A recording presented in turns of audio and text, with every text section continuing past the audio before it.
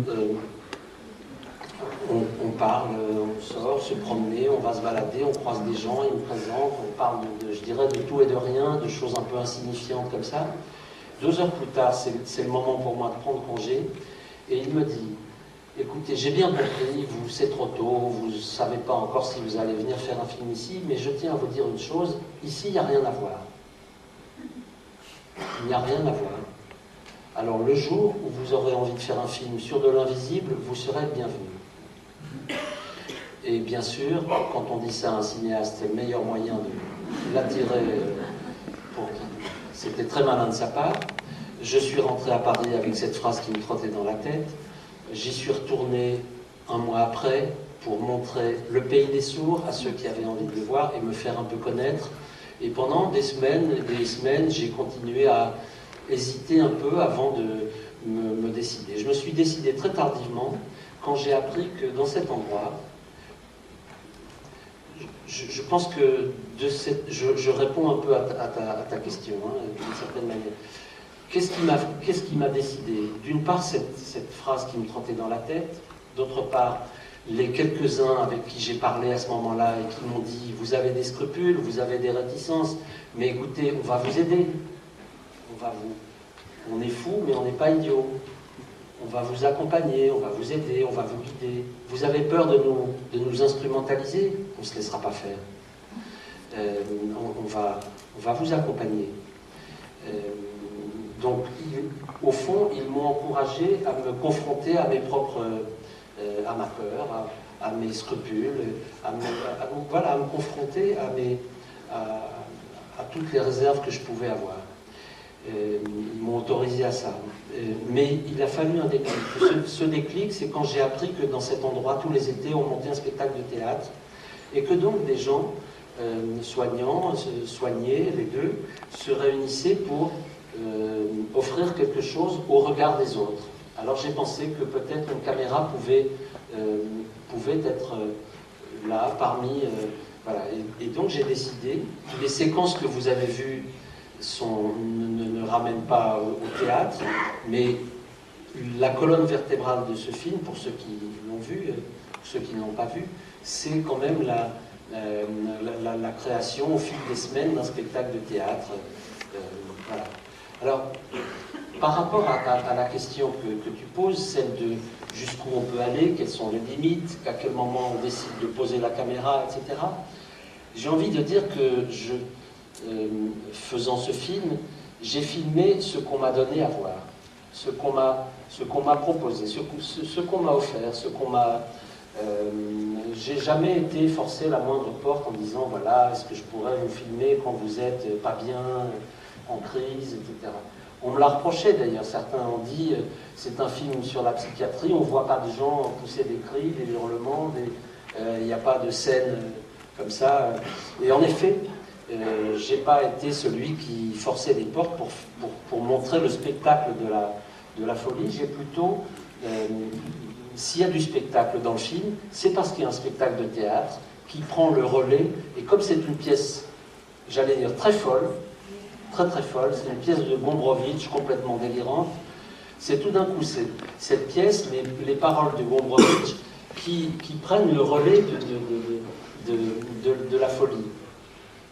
Et puis vous avez vu aussi que, à travers ces extraits, une des choses qui caractérise cet endroit, c'est qu'on ne porte pas d'uniforme, il n'y a pas de signe distinctif, il n'y a pas de blouse, les soignants n'ont pas de blouse blanche, les médecins, les malades n'ont pas d'uniforme, et chacun participe à la vie de la collectivité, de sorte que quand vous êtes au bureau administratif, vous pouvez tout à fait voir quelqu'un derrière un ordinateur et ne pas savoir si c'est quelqu'un si c'est un malade ou pas.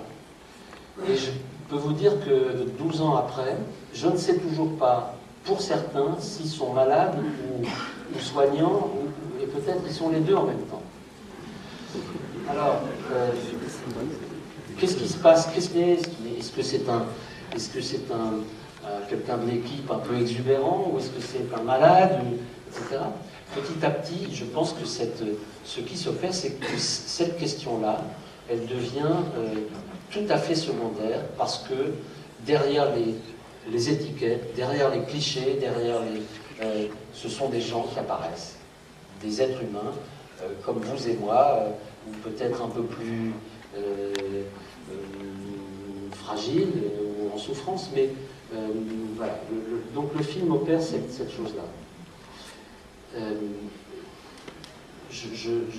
Je réponds à ta question de plusieurs façons, et si tu veux bien encore un élément sur la méthode, sur l'approche. Et sur une question d'ailleurs d'autorisation. Parlons un peu de ça. Je me souviens avoir rencontré un type 3 semaines avant le tournage, un opérateur qui m'avait dit « Ah, tu vas faire un film dans une clinique psychiatrique, fais-leur signer un papier, comme ça tu seras à l'abri, tu pourras faire ce que tu veux. » Eh bien non, on ne fait pas ce qu'on veut. C'est pas parce que, non seulement on ne fait pas tout à fait ce qu'on veut, parce qu'on filme des gens qui ne sont pas des acteurs, et on filme des gens qui vont, je dirais, continuer à vivre avec l'image d'eux qu'on a figée dans le film. Hein, ils ne portent pas le masque d'un acteur. Les enfants d'être à voir vont grandir avec les images du film.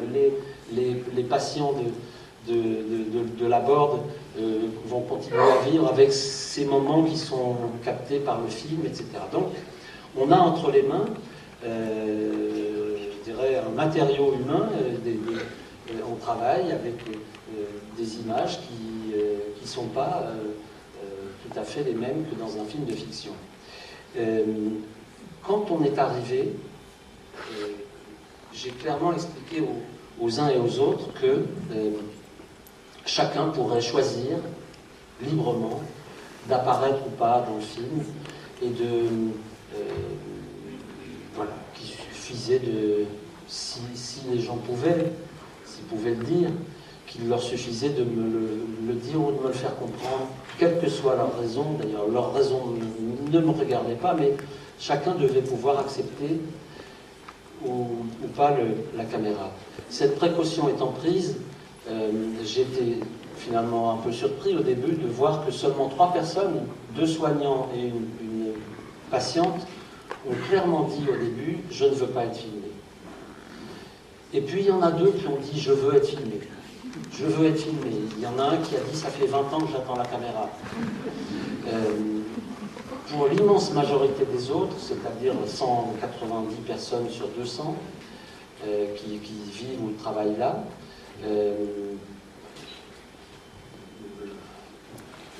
ces gens. Et je dirais que c'est la relation que nous avons tissée jour après jour qui a permis qui a construit quelque chose, qui a tissé quelque chose, et qui a fait que certaines séquences ont pu se tourner dans cet endroit au fil des jours, dans une... Et ensuite, vous avez dit quelque chose qui m'interpelle, c'est que vous avez filmé là où on vous a ouvert les portes. Comme cette fameuse personne, Claude, vous vouliez la filmer, même si elle était... Enfin, je veux dire, vous vouliez la filmer quand elle s'énervait, c'est ça? Vous vouliez la voir s'énerver? Non. Non. Je voulais